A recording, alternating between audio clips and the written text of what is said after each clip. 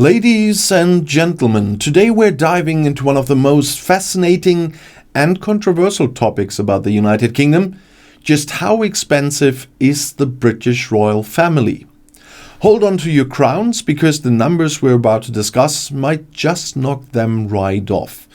And let's start by saying one thing loud and clear. Having a king isn't exactly a budget-friendly affair. Everybody should know that. Every year, tourists flood into London to admire Buckingham Palace, marvel at the crown jewels, and inevitably ask themselves, how rich exactly is King Charles III and the rest of the royal family? And perhaps more importantly, how much are the British taxpayers footing the bill? To answer that one, we really need to talk about something known as the sovereign grant. And this grant is essentially the royal family's yearly allowance from public funds, covering their official duties and maintaining their lavish lifestyle.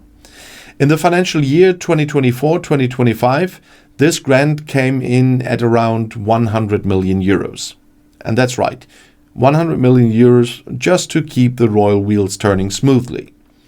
And yeah, I know, now you might wonder, what exactly is this money spent on? Well, a substantial chunk goes into maintaining and renovating the royal palaces. The iconic Buckingham Palace alone is currently undergoing a hefty renovation project that's estimated to cost around 430 million euros. Yeah, maintaining those 775 rooms and their historical grandeur is no small feat. But there's more. The royals don't just sit at home sipping tea, as you probably know, they also travel extensively. And as you might imagine, royal journeys aren't exactly, economy class endeavors. In the last financial year, the royal family's travels alone cost over 5.5 million euros. That's a hefty increase from the previous year. To put this into perspective, one of the most extravagant trips was King Charles and Queen Camilla's visit to Samoa, which cost a staggering 466,000 euros. Yeah, that's right, nearly €500,000 euros for a single overseas trip. And let's not forget about the royal helicopters. Yet, helicopters, not only Rishi Sunak does that. The family made a total of 141 helicopter flights last year, ringing up a bill of around 550,000 euros. And I guess when you're royalty, getting stuck in London's infamous traffic jams just isn't an option. But what about the people behind the scenes? You know, the staff who ensure that every royal event runs without a hitch. The Sovereign Grant Report states there are 539 full-time employees directly funded by this public allowance. And these staff members cost taxpayers about 35 million euros annually. If you wonder why I say euros, I've got more people from the rest of Europe than from the UK watching. And that's right. Keeping up appearances isn't cheap, and it certainly takes a village or perhaps even an entire palace of well-paid staff. But now here's a twist. Not all royal income comes from the sovereign grant. King Charles and Queen Camilla, as well as Prince William, also have their own private incomes. For Charles, this money comes from the Duchy of Lancaster, a portfolio of lands and properties that generate significant revenue.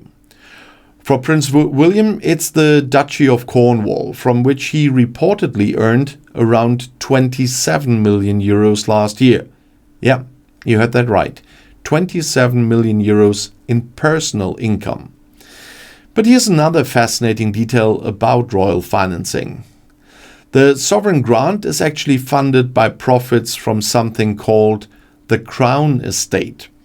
The Crown Estate is essentially a vast collection of properties, including prime real estate like Regent Street in London's West End and even Ascot Racecourse. But here's the catch. While these lands and properties formally belong to the monarch, their profits don't flow directly into royal pockets. They go into the public treasury instead. And here's where it gets even more interesting. The Crown Estate includes the seabed around the UK. Yep, the seabed. Thanks to the booming offshore wind energy industry, this underwater asset has seen astronomical profit growth. The Crown Estate's success means the sovereign grant will actually receive an additional 107 million euros by 2027. So, ironically, the push for green energy is helping fund royal extravagances. Of course, debates around the monarchy's cost always stir up controversy. Supporters argue that the royal family boosts tourism and global prestige. But critics say the expense is unjustifiable, particularly when the nation grapples with austerity, healthcare crises, and skyrocketing living costs. When ordinary British citizens are tightening their belts, seeing millions spent on helicopter rides and palatial refurbishments can certainly raise eyebrows here.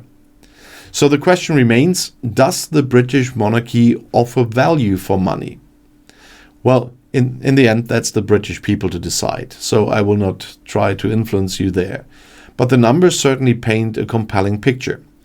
With a yearly public expenditure reaching tens of millions, private incomes in the same ballpark, and huge sums dedicated to maintenance and travels, it's safe to say that the royal family is indeed very, very expensive. So the next time you're strolling past Buckingham Palace or watching the latest royal event, remember, behind all the pomp, circumstance and pageantry, there is a very large price tag.